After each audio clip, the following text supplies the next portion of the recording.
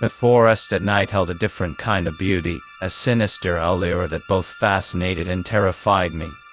The moon hung high in the sky, casting an eerie silver light that filtered through the dense canopy above. The rustling of leaves in the wind seemed like hushed whispers, secrets exchanged among the towering trees. I stepped cautiously onto the narrow trail that wound its way into the heart of the forest. The air was heavy with a damp chill, and the ground beneath my feet was a labyrinth of gnarled roots and decaying foliage. My flashlight's feeble beam sliced through the darkness, revealing fleeting glimpses of twisted branches and shadowy figures that seemed to dance just beyond the edge of my vision. Every sound magnified in the silence, the snap of a twig underfoot, the distant call of an owl, and the faint skittering of unseen creatures. My heart raced, each beat echoing like a drum in my ears. I couldn't shake the feeling that I was being watched, that malevolent eyes were fixed upon me from the darkness. As I ventured deeper, the trees seemed to close in around me, their branches forming a sinister canopy that blocked out even the faintest hint of starlight. The air grew thick with an oppressive sense of foreboding, and a cold sweat trickled down my spine. I tried to convince myself that it was just my imagination, that the forest held no true danger, but the chill that crept over me was undeniable. A sudden gust of wind whispered through the trees, and I spun around, my heart leaping into my throat. In the shifting shadows, I thought I saw a fleeting glimpse of movement or shape that was there one moment and gone the next. My breath hitched, and I clutched the flashlight tighter, my knuckles turning white.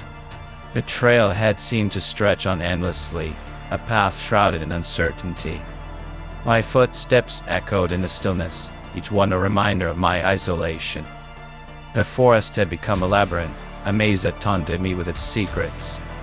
I quickened my pace, desperate to find my way back to the safety of the outside world. But the forest had other plans. The trail twisted and turned, leading me deeper into its heart.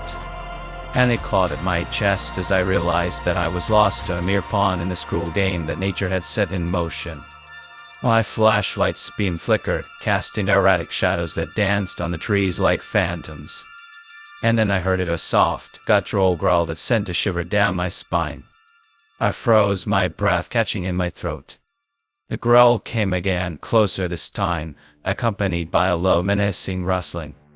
My mind raced, desperately trying to rationalize the source of the sound, but there was no denying it, I was not alone. I turned to flee, my feet stumbling over roots and rocks in my haste. But the forest seemed to conspire against me, its very landscape shifting and changing to thwart my escape. Branches snagged at my clothes, and unseen obstacles sent me sprawling to the ground. The growls grew louder, more insistent, as though whatever hunted me was closing in. With a final burst of adrenaline-fueled energy, I burst through the trees and stumbled into a moonlit clearing. My breath came in ragged gasps as I scanned my surroundings, my heart pounding in my chest. And then I saw a pair of eyes gleaming in the darkness, a feral glint that held a hunger beyond comprehension. I backed away slowly, my eyes never leaving those predatory orbs. The growls had ceased, replaced by tense silence that hung in the air.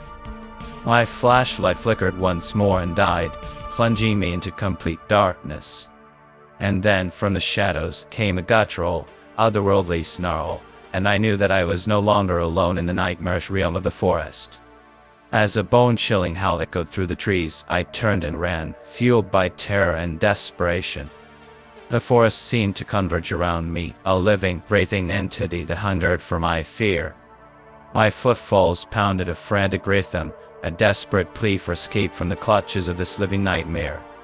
The forest's whispers had turned into a cacophony of malevolent laughter, a haunting symphony that played on the edge of my sanity. The night held me captive, its dark secrets unfurling like tendrils around my mind. And as I ran, I couldn't help but wonder if I would ever find my way out of the suffocating embrace of the forest's unrelenting horror.